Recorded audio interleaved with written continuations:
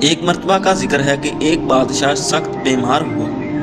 جب اسے اپنی موت کا یقین ہو گیا تو اس نے رعایا میں ایک عجیب و غریب اعلان کروایا، جو شخص میری وفات کے بعد میری جگہ ایک رات قبر میں گزارے گا، میں اپنی پوری سلطنت اس کے نام کر دوں گا۔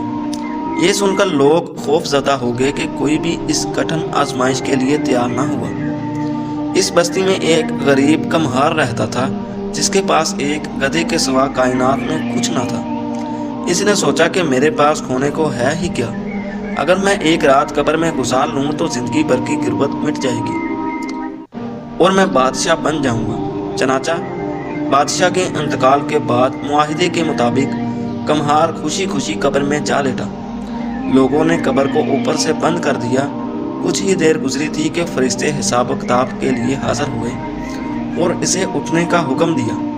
کمہار نے گھبرا کر کہا، بھائیو، میں تو ایک غریب آدمی ہوں، میرا کیا حساب؟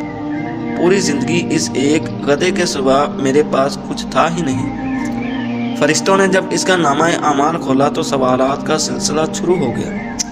پہلا سوال، فلاں دن تم نے اپنے گدھے کو بھوکا کیوں رکھا؟ کمہار نے اعتراف کیا تو حکم ہوا کہ اسے 100 کوڑے مارے جائیں۔ دوسرا سوال، فلاں موقع پر تم نے گدھے پر اس کی سخت سے زیادہ بوجھ کیوں لادا؟ اقرار کرنے پر اسے مزید 200 کوڑوں کی سزا سنائی گئی۔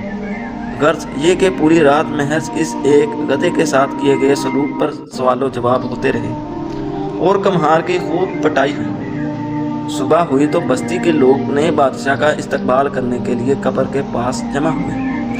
جیسے ہی قبر کھولی گئی، کمہار نے باہر نکلتے ہی سر پر ڈول لگا دی۔ لوگوں نے حیرت سے پکارا، بادشاہ سلامت، اپنی سلطنت تو سنبھالتے جائیے، کہاں بھاگے جا رہے ہیں؟ کمہار نے روتے ہوئے جواب دیا، لوگوں، میں پوری رات ایک ادنا سے گدھے کا حساب نہیں دے سکا تو پوری قوم اور ملک کی ذمہ داریوں کا حساب کیسے دوں گا؟